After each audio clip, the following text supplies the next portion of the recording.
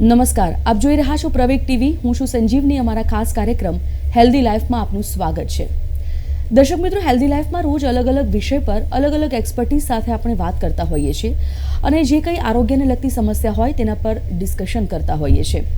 અમારો ઉદ્દેશ, અમારો હેતુ પણ એ હોય છે કે જો તમને પણ આવી કોઈ તકલીફ હોય કે તમારા આસપાસ કોઈ વ્યક્તિઓને કોઈ તકલીફ હોય તો એ તકલીફોથી છુટકારો મળી શકે અને એમાં કંઈક અમે તમને મદદરૂપ મળી શકીએ. આજનો જે વિષય છે ખૂબ ખાસ છે. ઘણીવાર આપણે સાંભળતા હોય છે, આપણા ઘરમાં પણ કિસ્સા જોઈતા હોય છે, નાના બાળકો, જન્મજાત બાળકોમાં જે સાંભળવાની તકલીફો હોય છે અથવા તો સ્ટેજ બાય સ્ટેજ જ્યારે આ તકલીફ વધતી જતી હોય છે તો સાંભળવાની તકલીફ કેમ ઊભી થતી હોય છે, સાંભળવાની તકલીફમાં પ્રોબ્લેમ્સ કેટલા હોય છે અને સ્ટેજીસ તેના કેટલા હોય છે અને એનું નિદાન કઈ રીતે થતું હોય છે, સાથે સાથે નિદાન પછીની સારવાર કેવી હોય છે, શું ખાસ ધ્યાન આપણે પણ પોતાના ખાસ બાળકોમાં, નાના બાળકોમાં ખાસ કરીને રાખવું જોઈએ અને સ્ટેજીસ પ્રમાણે જ્યારે બહેરાશ આવતી હોય તો તેના માટેની સારવાર કેવા પ્રકારની હોય છે. આ તમામ મુદ્દાઓ પર આજે આપણે વિસ્તારથી ચર્ચા કરીશું અને આ જ મુદ્દા પર ચર્ચા કરવા માટે આજે આપણી સાથે સ્ટુડિયોમાં ઉપસ્થિત છે સોલા સિવિલ હોસ્પિટલમાંથી ENT ડિપાર્ટમેન્ટના head, ENT specialist doctor Nina Bhalodiya. સ્વાગત કરીએ તેઓનું અને આ કાર્યક્રમની શરૂઆત કરીએ. મેમ, ખૂબ ખૂબ સ્વાગત, વેલકમ. મેમ, ઘણીવાર આપણે એવું જોતા હોઈએ છીએ કે આપણા આસપાસ લોકોને અથવા તો આપણા ઘરમાં રહેતા બાળકોને, ખાસ કરીને જન્મજાત બાળકોમાં સાંભળવાની તકલીફો આપણે આજકાલ જોતા હોઈએ છીએ. ઘણીવાર ખબર નથી પડતી, ખ્યાલ નથી આવતો હોતો કે આ તકલીફો ઊભી કેમ થાય છે. સૌથી પહેલાં તો સમજવું એ છે કે સાંભળવું એ કેમ આપણા માટે એટલું જરૂરી છે અથવા તો સાંભળવાથી જન્મજાત બાળકનો વિકાસ કઈ રીતે થતો હોય છે. તો સર્વપ્રથમ તો સંજીવનીબેન, આપનો ઘણો ઘણો આભાર. અને પ્રવેગ ટીવી દ્વારા આપણે જે હેલ્થ ઇસ્યુ લઈ અને લોકોની જાગૃતતા માટેના પ્રયત્નો જે સળંગ કરતા રહીએ છીએ એના માટે આપને ઘણો જ શુભેચ્છા પાઠવીશ. બેઝિક વસ્તુ, તમે સરસ ક્વેશ્ચન એ પૂછ્યો કે સાંભળવું આપણા માટે કેમ જરૂરી છે. અત્યારે આપણે જે મીડિયા સમક્ષ બેઠા છીએ, તમે જોઈ રહ્યા છો આપણે કયા મીડિયા સમક્ષ બેઠા છે. આપણે માત્ર મોઢું બંધ કરીને હાથ પગ નથી ચલાવી રહ્યા, આપણે જોઈ બી રહ્યા છીએ, સાંભળી બી રહ્યા છીએ અને બોલી રહ્યા છે. તો જ્યારે બી સંપૂર્ણ વિકાસ કહીએ તો એ સંપૂર્ણ વિકાસ ત્યારે જ શરીરનો કહેવાય જ્યારે બોલવું, સાંભળવું અને જોવું હોય. એટલે કે આપણી પાસે જે આપણા સેન્સીસ છે, 5 અગત્યના સેન્સ છે, એમાંથી આજે 3 અગત્યના સેન્સ છે જેની આપણે આજે વાત કરવાના છે. હવે સાંભળવું કેમ જરૂરી છે? તો સાંભળવું કેમ જરૂરી છે, પહેલી વસ્તુ એ આવે છે કે હું અત્યારે તમારી સાથે વાત કરી રહી છું, બોલી રહી છું અને આપણે આપના મીડિયા દ્વારા, ધારો કે રેડિયો ના હોત તો, ટીવી ના હોત તો શું થાત? ઘણી બધી જાગૃતતા આપણે લોકો સુધી પહોંચાડી ના શક્યા હોત. તો સૌથી પહેલી અગત્યની વસ્તુ એ છે કે બોલવાને કારણે, સાંભળવાને કારણે આપણે બીજા બધા એનિમલ અથવા તો પ્રાણીઓથી જુદા પડીએ છીએ. આપણી એક સોસાયટી છે, આપણું એક ડેવલપમેન્ટ છે, આપણું એક વર્લ્ડ છે જેમાં આપણે ભણવું છે, મ્યુઝિક, ક્રિએટિવિટી, લોકો સાથે તમને તો ખબર જ છે કે ઓલ્ડ એજમાં જે ડિપ્રેશન આવે છે એ એકબીજા સાથે ન બોલવાના કારણે આવે છે. તમે સાંભળી નથી શકતા એટલે બોલી નથી શકતા, કોમ્યુનિકેશન નથી. તો અગત્યની વસ્તુ સાંભળવાની માત્ર એક અવયવ છે એવું નથી, પણ સોશિયલાઇઝેશન માટે પણ જરૂરી છે.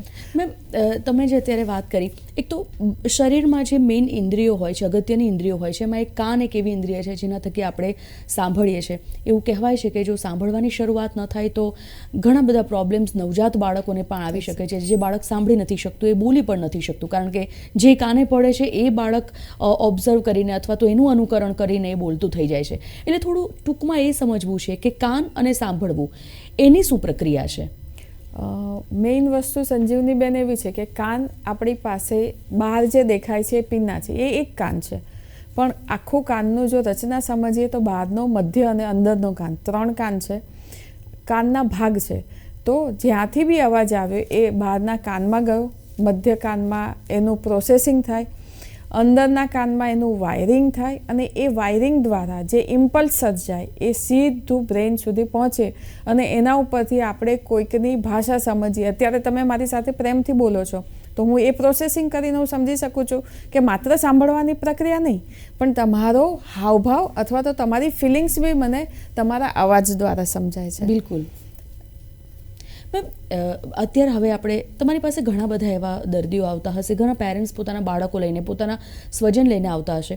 અચ્છા, આપણે ખાલી એક જ સ્ટેજ હોય છે કે જે જન્મથી નથી સાંભળી શકતા, એ જ બાળકો અથવા તો પછી એ જ વ્યક્તિઓ મોટા થઈને નથી સાંભળી શકતા? શું બહેરાશના એવા કોઈ સ્ટેજીસ હોય છે કે જન્મજાત જો કોઈ સાંભળવા અથવા તો એકદમ નોર્મલ બાળક હોય એને આગળ જતાં અમુક સ્ટેજીસ પછી બહેરાશ આવી શકે? એટલે સાંભળવાના કેટલા પ્રોબ્લેમ્સ હોય છે અને કેટલા સ્ટેજીસ હોય છે? તમે જે વાત કરી એમાં જો સાદામાં સાદી રીતે સમજાવીએ તો કોઈ પણ વસ્તુ માટે પરમેનન્ટ ડિફેક્ટ હોય એક, એટલે કે એને પરમેનન્ટ સાંભળવાનો પ્રોબ્લેમ જે પછી ક્યારેય સુધરી ના શકે. બીજો વસ્તુ હોય કે સ્ટેટિક, એટલે કે એને 40% બહેરાશ આવી પછી એ આગળ વધી નથી, પણ એ સાંભળી શકે છે અને જેટલું સાંભળે છે એ પ્રમાણે બોલી શકે છે. અને ત્રીજી વસ્તુ આવી કે પ્રોગ્રેસિવ, એટલે કે 5 વર્ષનો હતો ત્યારે સંપૂર્ણ સાંભળી શકતો હતો, 8મા વર્ષે એ થોડુંક 20-30% એને એમાંથી ખામી આવી અને 18 વર્ષ સુધીમાં તો એ ખામી 100% સુધી પહોંચી. એટલે બેઝિક 3 પ્રકારના છે: પરમેનન્ટ, સ્ટેટિક અને પ્રોગ્રેસિવ. મેમ, જન્મજાત અત્યારે બહેરાશની સૌથી પહેલાં આપણે વાત કરીએ, શું પ્રેગ્નન્સીમાં એવી કોઈ ધ્યાન રાખવા જેવી બાબત છે જેના કારણે બાળકમાં આ જન્મજાત બહેરાશ ન આવે, અને એ કેમ આવતી હોય છે, અને જો હા તો પછી કેમ, એવું શું ધ્યાન રાખવું પ્રેગ્નન્સી દરમિયાન લેડીઝે પણ પડે? પ્રેગ્નન્સીની વાત કરીએ તો આપણે ત્યાં પ્રેગ્નન્સીમાં પહેલા 3 મહિના, પછીના 3 મહિના અને લાસ્ટ 3 મહિના, એટલે 9 મહિનાને આપણે ડિવાઈડ કરીએ છીએ. સૌથી અગત્યનો મહિનો છે પહેલો. આ પહેલા મહિના દરમિયાન જો તે સ્ત્રીને વાયરલ ઇન્ફેક્શન, મમ્સને આપણે ગાલપચોલીએ કહીએ છીએ, મિઝલ્સ જેના ચાઠા પડે છે આપણા શરીર ઉપર, અને રૂબેલા, આ 3 પ્રકારના અગત્યના વાયરલ ઇન્ફેક્શન છે જેને કારણે બાળક, એ સિવાયના શરીરમાં, હૃદયમાં, બાળકના કાનમાં, એ સિવાયના ઘણા બધા પ્રોબ્લેમ માત્ર આ એક વાયરલ ઇન્ફેક્શનને કારણે થાય છે. એક. બીજી વસ્તુ, ડિલિવરી દરમિયાન ધારો કે બાળકને ઓક્સિજન ઓછું મળ્યું, એને એસ્ફાક્સિયા કહેવાય, એ બી એક કારણ છે. ત્રીજી વસ્તુ, કોઈ પણ કારણોસર આ 9 મહિના પૂરા ના થાય, પૂરું ડેવલપમેન્ટ ના થાય અને 7મા મહિને, 8મા મહિને બાળક પ્રીમેચ્યોર ડિલિવર થયું, તો આવા બાળકમાં પણ ઘણા પ્રકારના રોગ જોવા મળે છે. એમાંનો એક રોગ જે બહુ અગત્યનો છે એ સાંભળવાને રિલેટેડ છે. મેમ, પહેલાં તો એવું હતું કે બાળક જ્યારે રિએક્ટ કરતું થાય ત્યારે કદાચ માતા પિતાને એના અમુક એવા હાવભાવ પરથી અથવા તો પછી અમુક ઉંમરનું બાળક થાય ત્યારે ખ્યાલ આવતો હતો કે કદાચ એને બહેરાશની અથવા તો સાંભળવાની તકલીફ છે. મેડિકલ સાયન્સ હવે ખૂબ આગળ વધી ગયું છે. હવે શું કોઈ એવા ચકાસણી, એવા ટેસ્ટ કે એવું કંઈક કરી શકાય જન્મજાત બાળક બહેરાશ છે કે કેમ, એ જાણવા માટે કઈ રીતે ખબર પડે કે બાળકને આ તકલીફ છે?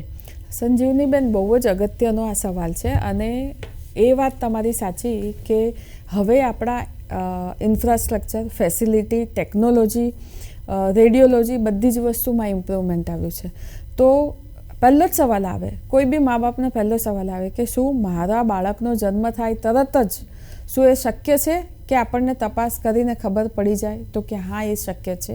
આપણી પાસે 2 તપાસ છે જેને ઓટો એકાઉસ્ટિક એમિશન કહેવાય છે અને બેરા કહેવાય છે, BERA. એક મશીનથી થાય છે અને 100% બાળક સાંભળે છે કે નથી સાંભળતું એ આ 2 મશીન દ્વારા ખબર પડે. તમે એમ કહો છો કે પહેલા 3 મહિનામાં, તો 100% પહેલા 3 મહિનામાં આ 2 મશીન દ્વારા ખબર પડે. હવે રહી 3 મહિનાથી 9 મહિના સુધીની વાત, તો શું એમાં હોય છે? તો 3 મહિના પછી બાળક અવાજ તરફ જોવાનું ચાલુ કરે છે. આપણે એને ચપટીથી બોલાવીએ, આપણે એને તો એને ખબર નથી કે એનું નામ શું છે, તો આપણે એના નામથી બોલાવીએ, બધું જ કર્યું. તો એ નામ તરફ, જેવું નામ બોલાવ્યું તો એના તરફ એને નજર કરી, એની હેડ મુવમેન્ટ આવી, માથું એ તરફ જોયું. પ્લસ તમે ધારો કે રસોડામાં છો અને બાળક બહારના રૂમમાં છે અને ક્યાંક વાસણ ખખડ્યું હોય કે તમે એ રૂમમાંથી બોલાવતા હો તો એ ચાલતું ચાલતું તમારા સુધી પહોંચે છે. આ બધું સજેસ્ટ કરે છે કે બાળક સાંભળી રહ્યું છે. 9મા મહિનેથી બેઝિકલી બોલવાનું ચાલુ થઈ જાય. પણ આપણી પાસે હવે એક બીજું અલગ મીડિયા આવી ગયું છે અને એ છે મોબાઈલ મીડિયા. Mobile, right. મોબાઈલને કારણે કેવું છે કે આજે જ કોન્સન્ટ્રેશન તમારે માત્ર અને માત્ર બોલવા અને સાંભળવામાં કરવાનું છે. તો હવે શું થયું? મોબાઈલમાં ધ્યાન રહ્યું. હવે હું તમારી સાથે વાત કરતાં કરતાં મોબાઈલમાં જઈશ તો જોયું તમે કે મારા વાક્યમાં બી તકલીફ પડી. તો બાળકોને સાંભળવામાં અને બોલવામાં ડિસ્ટ્રેક્શન આવે છે. એટલે જે એ લોકો 9 મહિને શીખવા શકે છે એ ઘણી બધી વસ્તુ ડીલે બી શીખે છે. મેમ, તમે જે રીતે કહ્યું કે આ પ્રકારના આવા લક્ષણો હોય તો આપણને ખબર પડે કે કંઈક તકલીફ સાંભળવાને લગતી આપણા બાળકમાં થઈ છે. અચ્છા, આવા લક્ષણો પછી એનું નિદાન કઈ રીતે થતું હોય છે? કોઈ પણ પેરેન્ટ્સ તમારી પાસે બાળકને લઈને આવે તો એનું નિદાન શું હોય છે?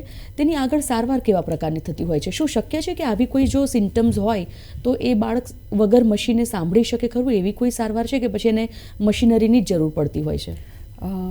સંજીવનીબેન, પહેલી વસ્તુ, જ્યારે આ બાળક આપણી પાસે આવે છે ત્યારે ઘણી વખત 6 મહિનાનું હોય છે, વર્ષનું હોય છે, ઘણી વખત 3 વર્ષનું હોય છે. મા બાપ 4 વર્ષ સુધી રાહ જુએ છે અને જુદા જુદા ઘણી વખત ઘણી વિદ્યાઓ બી કરાવડાવે છે એના માટે, તાંત્રિક વિદ્યાઓ, કે એનું બાળક જુદી રીતે સાંભળશે. તો હવે આની બેઝિક વસ્તુ સમજવાનો પ્રયત્ન કરીએ તો ધારો કે એ 9 મહિને આવ્યું હોય તો સૌથી બેસ્ટ કે તમે એનું સાંભળવાની તપાસ કરો. એની સાંભળવાના અમુક મુદ્દાઓ જોવાના હોય છે.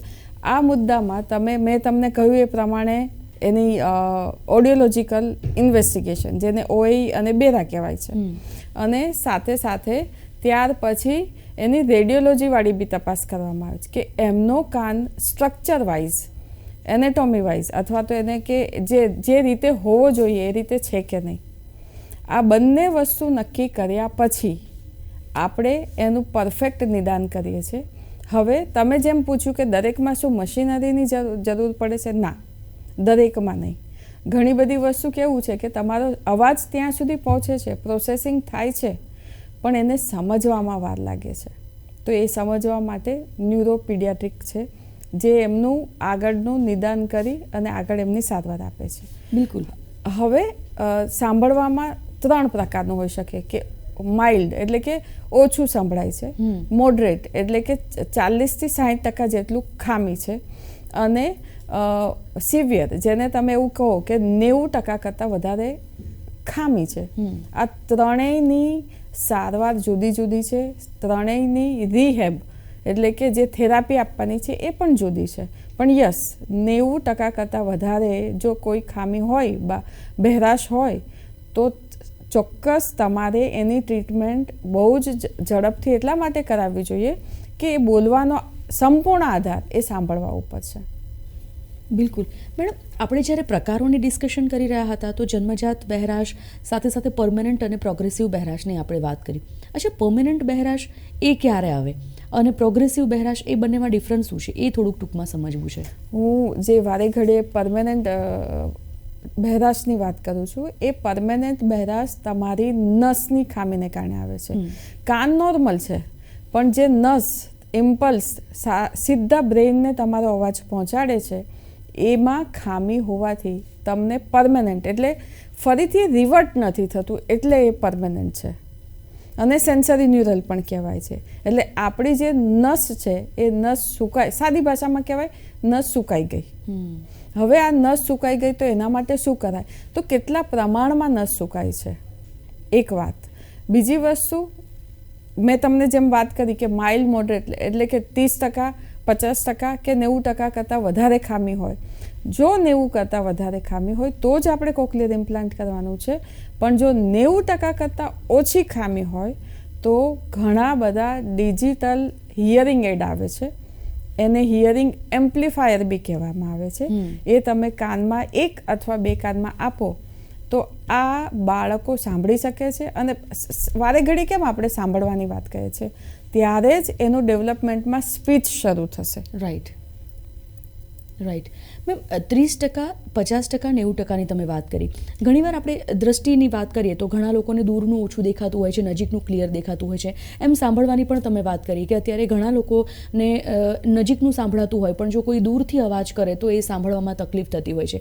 આવા કિસ્સામાં પણ મશીનરીની આવશ્યકતા કમ્પલસરી હોય છે? 100%. તમે જે વાત કરી એ ઓલ્ડ એજવાળા લોકોમાં જોવા મળે. જે વૃદ્ધ લોકો છે એમને આવી રીતે દૂધનો અવાજ, તમને ખબર હોય તો સાદામાં સાદી વસ્તુ છે કે એ લોકો ટીવી જોતા હોય અથવા મોબાઈલ પર વાત કરતા હોય તો એ જોરથી અવાજ વધારે હલો બી બોલશે તો બહુ જોરથી બોલે છે. તો એ શેના માટે? કારણ કે એમને અમુક અવાજ સંભળાતા નથી. તો વૃદ્ધની આ એજ એટલે કે આફ્ટર 60 યર્સ બી તમે એને હિયરિંગ એમ્પ્લીફાયર એટલે કે તમારો અવાજને એ વધારે કરી અને કાન સુધી પહોંચાડે છે. એટલે એ પણ હિયરિંગ એડ મશીન શક્ય છે. મેમ, પ્રેગ્નન્સીમાં અથવા હોર્મોનલ રિલેટેડ કોઈ કારણો હોય ખરા બહેરાશના? આ બહુ જ અગત્યનો સવાલ છે. આપણા સ્ત્રીના શરીરમાં હોર્મોન્સને કારણે એટલા બધા ફેરફાર થાય છે. આ ફેરફારને કારણે આપણું જે એક હાડકું છે, જે હાડકું સાંભળવાની પ્રક્રિયામાં મદદ કરે છે, એ હાડકું આખું ફિક્સ થઈ જાય છે અને આ રોગને ઓટોસ્ક્લેરોસિસ કહેવાય છે. આ ઓટોસ્ક્લેરોસિસ નામનો રોગ પ્યુબર્ટી એટલે કે 14-15 વર્ષની છોકરી હોય ત્યારે ચાલુ થાય છે. પ્રેગ્નન્સી અને ત્યાર પછી મેનોપોઝ એટલે કે 40 થી 45 વર્ષની આ બહેન થાય ત્યાં સુધીમાં આ રોગ 40 થી 50% જેટલી બહેરાશ સાથે પ્રેઝન્ટ કરે છે. એનો પડદો એકદમ નોર્મલ છે, પરંતુ એની હાડકી, જે 3 હાડકી હોય એમાંથી એક હાડકી જે ફિક્સ થઈ જાય છે. હવે આ જે ઓટોસ્ક્લેરોસિસ છે એ કોમન એક તો ફિમેલમાં જોવા મળે છે. બીજી વસ્તુ અગત્યની જાણવાની એ છે સંજીવનીબેન કે એ મમ્મી દ્વારા દીકરીમાં બી જીનેટિકલી ટ્રાન્સફર થઈ શકે છે. તો આ અગત્યની વસ્તુ છે, કારણ કે તમને એવું લાગે નોર્મલ પડદો છે અને મને કદાચ મેલ હશે એટલે નથી સંભળાતું. ના, એવું નથી. પડદાની પાછળ 3 જે હાડકાં છે એમાંનું એક હાડકું ફિક્સ ચોંટી ગયું છે. એને સર્જરી દ્વારા હલાવી બીજી વસ્તુ એને રિમૂવ એટલે કે એને કાઢી અને નવું એક ઇમ્પ્લાન્ટ મૂકી શકાય છે. અને આ સર્જરી કોમન છે અને દરેક હોસ્પિટલમાં દરેક ENT સર્જન આ સર્જરી કરી શકે છે. કેટલો રેશિયો છે મેમ આ બહેનોમાં થતી આ તકલીફોનો? આ જે ઓટોસ્ક્લેરોસિસ કહીએ તો જે અમુક એરિયા છે, દાખલા તરીકે સૌરાષ્ટ્રમાં તમે અમરેલી તરફ જાઓ, પછી મોડાસામાં આગળ તમે ત્યાં જાઓ, આ બધી જ જગ્યાએ એક ફ્લોરાઇડ કરીને જે આપણું તત્વ છે, એ ફ્લોરાઇડને કારણે પણ આ બધા ચેન્જીસ વધારે આવે. તો એનું અલગ રીતે કોઈક નિદાન થતું હોય છે કે એના કોઈ અલગ લક્ષણો હોય છે? હા, કોઈ દર્દી આપણી બેન આપણી પાસે આવી અને સડનલી એવું કહે છે કે પ્રેગ્નન્સી પછી એને બહેરાશ થઈ. તો પહેલી વસ્તુ આપણે સાદામાં સાદી બહેરાશની તપાસ ઓડિયોગ્રામ કરીએ. ત્યાર પછી આપણને ખબર પડી કે પડદો તો નોર્મલ છે, પણ એને મધ્યકાનની કંઈક તકલીફ છે. મધ્યકાનની તકલીફ માટે એક બીજું મશીન આવે છે જેને ઇમ્પિડન્સ ઓડિયોગ્રામ કહેવાય. એના દ્વારા આપણને ખબર પડે કે આ હાડકું ફિક્સ થયું છે. અને ત્યાર પછી 2 રીતે આની દવા શક્ય છે. એક, તમે સર્જરી કરી શકો. અગેન બીજી વસ્તુ દેટ ઇઝ હિયરિંગ એમ્પ્લીફાયર, એટલે અવાજ વધારે કરીને મશીન હિયરિંગ એડ આપી શકાય. બિલકુલ. આ જો સર્જરીની તમે અત્યારે જે મેમ વાત કરી રહ્યા છો, એ સર્જરી પછી શું નોર્મલ માણસ લાઈફ જીવી શકે? Yes, definitely. એમાં જે આ ફિક્સ થયેલું હાડકું છે એ હાડકું કાઢી નાખવામાં આવે છે અને એની જગ્યાએ બીજું એક એના જ જેવું કામ કરતું ઇમ્પ્લાન્ટ એમાં મૂકવામાં આવે છે. અને આ જે મશીનરીની આપણે વાત કરી રહ્યા છો, એની આવરદા કેટલી હોય છે? તમારે એ મશીન જો એકવાર તમે પહેરો છો તો એને એક તો મશીન પહેર્યા પછીની કાળજી શું લેવી જોઈએ દરેક વ્યક્તિએ, અને એની આવરદા કેટલી હોય છે? કેટલા સમય સુધી એ મશીન તમારે કામ લાગે અને પછી શું એને ફરીવાર એ મશીન તમારે રિપીટ કેટલા સમય પછી એને કરાય? અત્યારનું જે ડિજિટલ જમાનો છે, એ ડિજિટલ જમાનામાં હિયરિંગ એડ ઘણા બધા પ્રકારના છે. તમે એકદમ નાનકડું બટન જેવું કાનમાં પણ મૂકી શકો. કાનની પાછળનું બી એક હિયરિંગ એડ આવે છે. એટલે તમે જો જુઓ તો આની રેન્જ ઘણી જ વિશાળ છે. ઓછામાં ઓછા 15 થી 20 હજારથી લઈને 2 લાખ સુધી આની વસ્તુ મળે છે. કેમ? ડિજિટલ. અત્યારે હું અહીંયા બેઠી છું, હું કોઈક એક મિટિંગમાં બેઠી છું, મારે પાછળથી જે અવાજ આવે છે તો એ ફ્રીક્વન્સી પ્રમાણે મારા કાનનું મશીન એડપ્ટ થશે, એ ગોઠવાશે. એટલા માટે પહેલાં કેવું હતું કે મશીન હોય ખરી, અવાજ થાય, પણ મીટિંગ માટે સ્પેશિયલાઇઝ વસ્તુઓ માટે નહોતું. હવે આ બધી જ વસ્તુની ફેસિલિટી આ બધી હિયરિંગ એડમાં આવે છે. અગત્યની વસ્તુ એ છે, દાખલા તરીકે આપણી પાસે મોબાઈલ છે. અત્યારે આપણે માત્ર ફોન આવે જાય નહીં, અથવા તો આપણે યુટ્યુબ પર જોઈએ, પણ આના ઘણા બધા એડવાન્ટેજ બી છે. તમે કયો યુઝ કરો છો. સેમ વસ્તુ મશીનમાં તમારે રિક્વાયરમેન્ટ કઈ છે અને એ ફ્રીક્વન્સી પ્રમાણે એ તમને હિયરિંગ એડ ગોઠવાય. અને આ આખો એક એવો વિષય છે જે ઓડિયોલોજિસ્ટ, એના સ્પેશિયાલિસ્ટ અલગ હોય. ઓકે. એ આખી બધી જ વસ્તુ તમને સમજાવી શકે. તમે અત્યારે બેઠા છો, પાછળનો અવાજ સાંભળી શકો, સાયમલ્ટેનિયસલી વાત કરી શકો. નહીં તો કેવું થાય કે આ કાન મારો નથી ચાલતો તો હું તમારી બાજુનું કશું સાંભળી જ નથી શકવાની. ઓકે. એ મશીનથી તમે 360 ડિગ્રીમાં બધું જ સાંભળી શકો. રાઈટ. કે પ્રોગ્રેસિવ બહેરાશ એટલે શું? કારણ કે ઘણા બધા લોકોને આ પ્રકારની તકલીફો હશે, પણ એ સામે આવતા અથવા તો એ ડિડક્ટ થતા કદાચ એ સમય જતા ખ્યાલ આવે છે કે એને આ તકલીફ છે. તો પ્રોગ્રેસિવ બહેરાશ એટલે શું અને એ કેટલા લોકોમાં જોવા મળે છે? હવે સંજીવનીબેન, જ્યારે પ્રોગ્રેસિવ બહેરાશની આપણે વાત કરીએ તો સૌથી અગત્યની વસ્તુ સમજવાની છે કે પ્રોગ્રેસિવ એટલે અત્યારે 20% છે, જેમ ઉંમર થતી જશે તેમ એ બહેરાશ વધતી જશે. તો સૌથી પહેલો સવાલ એ આવે કે શું આ બહેરાશ કેટલા વર્ષે કેટલી થશે એના વિશે આપણે માહિતી મેળવી શકીએ ખરા? 100% દર 6 મહિને કે વર્ષે આપણે ઓડિયોગ્રામ કરાવવો પડે. આપણું જે અંદરનો કાન છે, એ અંદરના કાનમાં એક સ્ટ્રક્ચર છે જે એની સાઇઝ કરતાં થોડુંક વધારે સાઇઝનું હોય, તો એનામાં પ્રેશરને કારણે, જેમ બીપીમાં બ્લડ પ્રેશર વધે અને એના પ્રોબ્લેમ હોય, એવી રીતે આમાં પ્રેશરને કારણે આપણા અંદરના કાનની જે મેમ્બ્રેન હોય એ જ રપ્ચર થાય. આ વસ્તુ બાળકના જન્મજાત નથી હોતું, અને હોય છે તો જન્મ સાથે જ એ સંપૂર્ણ બહેરાશ હોય છે. પણ ધારો કે આ બાળકને, એને વેસ્ટિબ્યુલર એક્વિડક્ટ એનલાર્જમેન્ટ કહેવાય સાયન્સની ભાષામાં, પણ ધારો કે આવું જો સ્ટ્રક્ચર હોય તો અમે એ બાળકને હાઈ ઇન્ટેન્સિટી ગેમ રમવાની ના પાડીએ છીએ. મા બાપને કહીએ છીએ કે દર વર્ષે થઈ શકે તો અમારે ત્યાં આવી અને એનું ફોલોઅપ ઓડિયોગ્રામ કરાવો. ઇનિશિયલી આ વસ્તુ આપણને બેરા ઓએઈ સાથે સીટી સ્કેન કરાવવાથી ખબર પડે છે. તો આમાં શું કરી શકાય? તો આ બાળકને સ્પીચ નોર્મલ ડેવલપ થાય એના માટે હિયરિંગ એમ્પ્લીફાયર આપવામાં આવે છે, જેને આપણે હિયરિંગ એડ કહીએ છીએ. એના દ્વારા એની સ્પીચ નોર્મલ ડેવલપ થાય છે. પણ મા બાપને એ સમજાવવું પડે કે થ્રુ આઉટ લાઈફ આ વસ્તુ પ્રોગ્રેસ થઈ અને 100% હિયરિંગ લોસ થઈ શકે.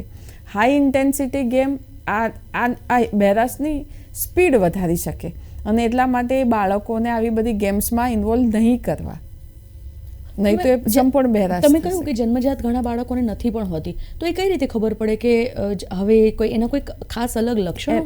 એના લક્ષણો કરતાં બાળકના મોઢા ઉપરથી કે કાન ઉપરથી ન ખબર પડે. એને ઓડિયોલોજીની તપાસ કરો એક, અને સાથે સાથે રેડિયોલોજી એટલે કે સીટી સ્કેન કરાવડાવો. સીટી સ્કેન અને MRI આપણે કરાવીએ ત્યારે આપણને ખબર પડે છે કે આમાં વેસ્ટિબ્યુલર એક્વિડક્ટ એનલાર્જ છે. એની અંદરની એક રચના જેની સાઇઝ 1.5 મિલીમીટર હોવી જોઈએ, એ સાઇઝ ઘણી બધી વધારે છે. અમારા છેલ્લા 1 વર્ષમાં એટલા બધા બાળકો આવ્યા જેની ઉંમર 5 વર્ષથી 18 વર્ષ હતી, અને જેમને 5 વર્ષે એકદમ નોર્મલ સાંભળતા હતા, 8 વર્ષે મધ્યમ થયું, 12 વર્ષે ટોટલ ગયું. આવા ઘણા બધા પેશન્ટમાં અમે છેલ્લે કોક્લિયર ઇમ્પ્લાન્ટ પણ કર્યા છે. એટલે ડે બાય ડે સાંભળવાની એમની ક્ષમતા જે છે, ઇન્દ્રિય છે, ઓછી થતી જાય છે. એટલે એવું પણ બને કે જો તમે એને સમયસર એની સારવાર નથી કરાવતા અથવા તો હોસ્પિટલમાં ડૉક્ટર પાસે નથી જતા, તો એક સમય એવું આવે કે 100% બહેરાશ આવી શકે. 100% બહેરાશ આવે. આમાં એક જ વસ્તુ છે, આ એક કાનમાં હોઈ શકે, 2 કાનમાં હોઈ શકે, એટલે કે એ રચના બંને કાનમાં હોઈ શકે. એક વસ્તુ. હવે જ્યારે બી પ્રેશર વધવાનું, તો એ મેમ્બ્રેન રપ્ચર થવાના ચાન્સીસ રહે છે, અને એટલા માટે આપણે હાઈ ઇન્ટેન્સિટી ગેમની ના પાડીએ છીએ. હિયરિંગ એમ્પ્લિફિકેશનથી આ બાળકોને સાંભળવાનું આપણે જે તે સમયે આપીએ છીએ, જેથી એની સ્પીચ નોર્મલ થાય, નોર્મલ ડેવલપમેન્ટ થાય. સાથે સાથે પેરેન્ટ્સને એવું કહીએ છીએ કે દર વર્ષે ફોલોઅપમાં એ ઓડિયોગ્રામ તો કરાવડાવે છે.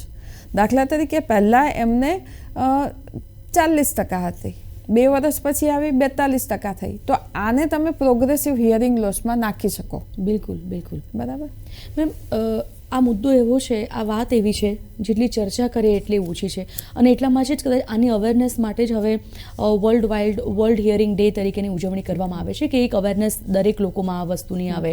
3 માર્ચ એક એવો દિવસ છે જે દિવસે વર્લ્ડ હિયરિંગ ડે તરીકે વિશ્વ કક્ષાએ આની અવેરનેસના કાર્યક્રમો થતા હોય છે.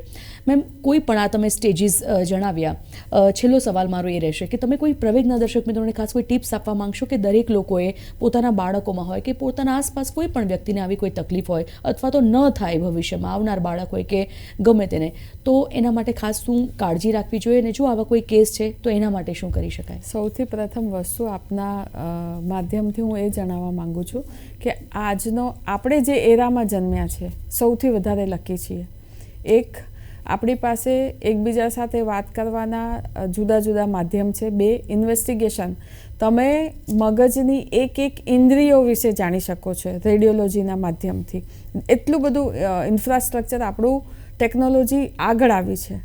તો આના દ્વારા તમારી આજુબાજુના જે કોઈ હોસ્પિટલમાં નાનામાં નાની બાબત કેમ ના હોય, આપણા બાળકોના ડેવલપમેન્ટ માટે પીડિયાટ્રિક અને ENTના ડૉક્ટર પાસે જઈ એને રિલેટેડ જેટલી બી નિદાન કરવાનું હોય, કમ્પ્લેન હોય, એ લઈને તમે જઈ શકો છો. આની બધી જ વ્યવસ્થા હવે આપણું ગુજરાત બહુ જ આગળ છે બીજા બધા રાજ્યોની સરખામણીમાં મેડિકલ ક્ષેત્રે. તો તમને ડિટેક્શન ત્યાં ને ત્યાં થઈ જશે. યસ, ટ્રીટમેન્ટની વાત કરીએ તો ટ્રીટમેન્ટ બંને રીતે હોય છે. અમુકમાં દવાની જરૂર હોય છે, અમુકમાં મશીનની જરૂર હોય છે, અને લાસ્ટ રિસોર્ટ તરીકે જ કોક્લિયર ઇમ્પ્લાન્ટની જરૂર હોય છે. એટલે દરેક બાબતમાં આપણે કોક્લિયર ઇમ્પ્લાન્ટની વાત કરી છે ના, મશીન એમ્પ્લીફાયર હોય છે, અમુક દવાની જરૂર હોય છે. તો બધી વસ્તુ શક્ય બને છે આ. બિલકુલ. મેડમ, સમયનો અભાવ છે, ચર્ચા અટકાવીશું. થેન્ક યુ સો મચ આપ આવ્યા અને માર્ગદર્શન આપ્યું તે બદલ આભાર આપનો. તો દર્શક મિત્રો, આ હતા ડૉક્ટર નીના ભાલોડિયા. ઘણા બધા મુદ્દાઓ પર આજે આપણે વાત કરી છે. અમે આશા રાખીએ છીએ કે આજે મેડમ તરફથી તમને જે માર્ગદર્શન મળ્યું છે ખૂબ ઉપયોગી સાબિત થયું હશે. આપને પણ આપના બાળકોમાં આવા કોઈ લક્ષણો દેખાય તો સ્વાભાવિકપણે, ચોક્કસપણે તમારા કોઈ નજીકના ડૉક્ટરનો સંપર્ક કરો, ENT સ્પેશિયાલિસ્ટનો સંપર્ક કરો. તેનું નિદાન જલ્દી કરાવો, સારવાર જલ્દી કરાવો, જેના કારણે આપણે આપણા બાળકનો થતો વિકાસ જો અટકતો હોય તો તેને અટકાવવા ના દઈએ અને આગળ આપણું બાળક સારી રીતે હેલ્ધી લાઈફ આખું જીવન જીવી શકે. આવતીકાલે એક નવા વિષય સાથે ફરીથી હું મળીશ. ત્યાં સુધી મને આપશો રજા. નમસ્કાર.